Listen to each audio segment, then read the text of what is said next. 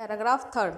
पंडित जवाहरलाल नेहरू ने सन 1953 में सही कहा था कि हजारों सालों तक संचार का साधन केवल हरकारे या फिर तेज घोड़े रहे हैं। उसके बाद पहिए पर रेलवे और तार से भी भारी बदलाव आया। तार ने रेलों से भी तेज गति से संवाद पहुंचाने का सिलसिला शुरू किया। अब टेलीफोन, वायरलेस और आगे रडार दुनिया बदल रहा है। यानी कि 1953 में जो नेहरू जी है उन्होंने संचार के जो साधन थे उनके बारे में बतलाया कि उनमें बदलाव आया है। उस बारे में बताया कि हजारों वर्ष पहले क्या है कि जो जो संदेश भेजे जाते थे, जो डाक भेजी जाती थी, वो व्यक्तियों द्वारा तेज गति से दौड़ने वाले घोड़ों द्वारा भेजी जाती थी। जैसे ही पहिए का आविष्कार हुआ तो डाक किसके द्वारा, वाहनों के द्वारा भेजी जाने लगी। इसके बाद रेलवे, तार यानी टेलीग्राम के आविष्कार के बाद जो डाक है या सूचनाएं हैं वो बहुत संदेश जो है वो बहुत कम समय में ही लोगों के पास पहुंच जाते थे। रेल की तुलना में जो तार है उसके द्वारा और तीव्र गति से संदेश, जो समाचार है वो लोगों तक पहुंच जाता था।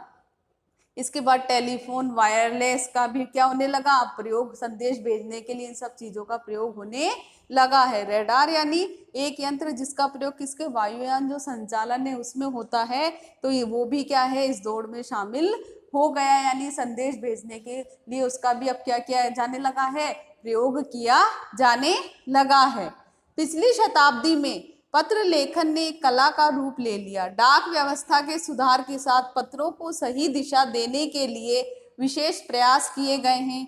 पत्र संस्कृति विकसित करने के लिए स्कूली पाठ्यक्रमों में पत्र लेखन का विषय शामिल किया गया है। भारत ही नहीं, दुनिया के कई देशों में प्रयास चले और विश्व डाक संघ ने अपनी ओर से काफी प्रयास किए।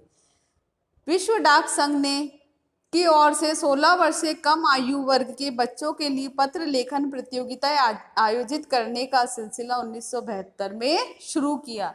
यानी कि जो है पिछली सदी में पत्र लेखन एक कला का रूप ले लिया। यानी कि जो पत्र है वो भिन्न भिन्न प्रकार से यानी अलग अलग प्रकार से आकर्षक रूप में लिखे जाने लगे जो पत्र हैं। और साथ ही साथ जो डाक व्यवस्था में भी क्या किया गया है, काफी सुधार किया गया है। इसके साथ ही जो पत्रों का जो महत्व है उसमें सुधार लाने के लिए क्या किया गया है, उसको स्कूली पाठ्यक्रम में भी एक विषय के रूप में शामिल किया गया था। भारत ही नहीं, यानी कि भारत में ही नहीं पूरे विश्व में क्या है कि जो पत्रों के महत्व को बढ़ाने के लिए जो है उसको एक विषय के रूप में क्या किया गया है, शामिल किया गया है। और इसके पत्रों के विकास के क्रम में विश्व डाक संघ ने क्या की है, 1972 में एक पत्र लेखन प्रतियोगिता भी आयोजित की है। यानी कि छात्रों का रुझान किसकी तरफ, पत्र व्यवस्था की ओर बढ़ाने के लिए जो पत्र प्रतियोगिता है उसमें भी क्या किया है, उन्होंने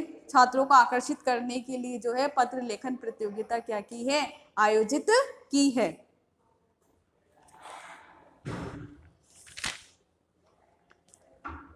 पेज नंबर 30, पैराग्राफ 5। यह सही है कि खास तौर पर बड़े शहरों और महानगरों में संचार साधनों के तेज विकास तथा अन्य कारणों से पत्रों की आवाजाही प्रभावित हुई है, पर देहाती दुनिया आज भी चिट्ठियों से ही चल रही है। फैक्स, ईमेल, टेलीफोन तथा मोबाइल ने चिट्ठियों को तेजी से रोका है, पर व्यापारिक डाक की संख्या लगातार बढ़ रही है। यानी कि आज जो है वर्तमान समय में क्या है, संचार के आधुनिक साधनों का जैसे विकास हुआ है, टेलीफोन है, मोबाइल है, इंटरनेट है, फैक्स है, इन सब चीज़ों से जो क्या है कि पत्रों पर भी क्या पड़ा है, प्रभावित पड़ा है। यानी बड़े बड़े शहरों और महानगरों में संचार के साधनों के विकास के कारण क्या हुई है, पत्रों की आवाजाही में यानी पत्रों की संख्या में क्या आई है, कमी आई है। लेकिन जो देहाती दुनिया, जो ग्रामीण इलाके हैं उनमें भी आज भी क्या है, पत्रों का चलन जो है, पत्रों का महत्व बहुत ही है। यानी आज भी वो संदेश जो है पत्रों के द्वारा ही भेजते हैं ग्रामीण इलाकों में यानी देहाती इलाकों में, क्योंकि वहां पर संचार के साधनों का भी इतना विकास नहीं हुआ है। जो आधुनिकतम संचार के साधन है इन्होंने क्या किया, चिट्ठियों को तेजी से रोका यानी प्रभावित किया है। लेकिन जो व्यापारिक डाक है उसकी संख्या में दिन ब दिन क्या होती जा रही है, बढ़ोतरी होती जा रही है। जहां तक पत्रों का सवाल है, अगर आप बारीकी से उसकी तह में जाएं तो आपको ऐसा कोई नहीं मिलेगा जिसने कभी किसी को पत्र न लिखा हो न लिखाया हो, या पत्रों का बेसब्री से जिसने इंतजार नहीं किया हो। यदि हम पत्रों के इतिहास पर क्या करें, अध्ययन करें या एक बार पत्रों का इतिहास देखें, तो यानी कि पहले के समय में कोई भी व्यक्ति ऐसा नहीं होगा जिसने या पत्र खुद नहीं लिखा हो या किसी से नहीं लिखाया हो। यानी सभी किसके द्वारा संदेश भेजते थे, पत्रों के माध्यम से ही संदेश भेजते थे। और पत्रों का क्या करते थे, वो बड़ी बेसब्री से इंतजार करते थे, क्योंकि उस समय क्या है, संचार के साधनों का विकास नहीं हुआ था, केवल पत्रों के द्वारा ही लोग जो है वो संदेश भेजा करते थे, इसलिए वो पत्रों का बड़ा बेसब्री से इंतजार करते थे। हमारे सैनिक तो पत्रों का जिस उत्सुकता से इंतजार करते थे उसकी कोई मिसाल नहीं है। यानी हमारी सीमा पर तैनात जो सैनिक है, जिस उत्सुकता से, जिस बेसब्री से वो पत्रों का इंतजार करते हैं, उसका कोई भी उदाहरण और कहीं देखने को नहीं मिलता है। एक दौर था जब लोग पत्रों का महीनों तक इंतजार करते थे, पर अब वह बात नहीं। यानी पहले के समय में, कब, जब परिवहन के साधनों का विकास नहीं हुआ था, तब लोग महीनों भर तक क्या करते थे, पत्रों का इंतजार करते थे। धीरे धीरे क्या हुआ, यातायात के साधन विकसित होने लगे, तो अब जो पत्र वगैरह है, जो भी सूचना है, वो शीघ्र ही लोगों तक पहुंचने लगी, और इससे दूरी में क्या आई, कमी आई। परिवहन साधनों के विकास ने इस दूरी को बहुत घटा दिया। पहले लोगों के लिए संचार का इकलौता साधन चिट्ठी ही था, पर आज और भी साधन विकसित हो चुके हैं। यानी पहले, यानी बहुत समय पहले क्या है, केवल जो है संचार का लोगों के पास केवल इकलौता साधन, यानी एक साधन क्या था, पत्र यानी चिट्ठी ही थे, जिसके माध्यम से वे लोगों को संदेश भेजते थे। लेकिन आज वर्तमान समय में क्या है कि संचार के साधनों का क्या होने लगा है, विकास होने लगा है, कि इसलिए लोग मोबाइल के द्वारा सीधी बात कर सकते हैं, जानकारी साथ के साथ प्राप्त कर लेते हैं, हालचाल पूछ लेते हैं। यानी कि आज जो है संचार के साधनों का विकास हुआ है, इसलिए आजकल क्या है, संदेश भेजने के कई तरह के साधन हैं।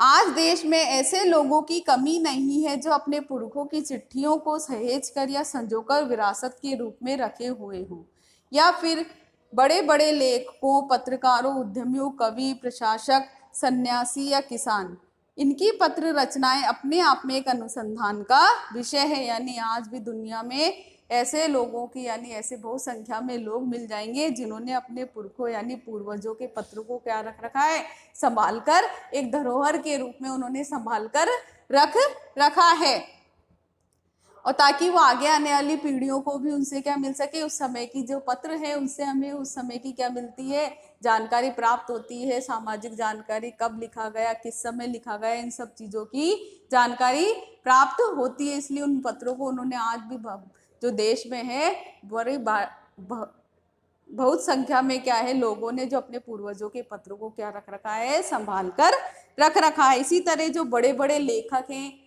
पत्रकार हैं, उद्यमी यानी व्यापारी है, कवि, प्रशासक, सन्यासी, किसान, इनके द्वारा लिखे गए जो पत्र हैं उनको भी क्या किया जा रहा है, उनके बारे में भी जानकारी हासिल की जा रही है। इन खोजों के बारे में ये पत्र क्या है, अपनी एक महत्वपूर्ण भूमिका निभाते हैं। अगर आज जैसे संचार साधन होते तो पंडित नेहरू अपनी पुत्री इंदिरा गांधी को फोन करते, पर तब पिता के पुत्र पुत्री के नाम नहीं लिखे जाते तो देश के करोड़ों लोगों को प्रेरणा देते।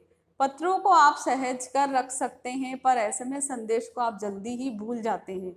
कितने संदेशों को आप सहज कर रख सकते हैं। यानी कि क्या है, इसमें बताया गया है कि जैसे पंडित नेहरू ने, यानी कि यदि उस समय संचार के साधन क्या होते, विकसित होते, तो पंडित नेहरू, जो जवाहरलाल नेहरू है, वह अपनी पुत्री यानी इंदिरा गांधी को क्या करते, फोन पर बात करके उससे सब सूचनाएं देते। लेकिन उस समय क्या है कि इन साधनों का विकास नहीं हुआ था, इसलिए पंडित जवाहरलाल नेहरू ने क्या करा, इंदिरा गांधी जो उनकी पुत्री थी उनको पत्र लिखे। अब वो जो उनके द्वारा जो अपनी पुत्री को जो पत्र लिखे गए हैं, वो पत्र किस नाम की पुस्तक में, यानी पिता के पत्र पुत्री के नाम नामक पुस्तक के रूप में छापा गया है। यदि उस समय संचार के साधन विकसित होते तो हमें जो इस पुस्तक के द्वारा उस समय की जो जानकारी प्राप्त होती है, जो प्रेरणा प्राप्त होती है, वो हमें प्राप्त नहीं होती।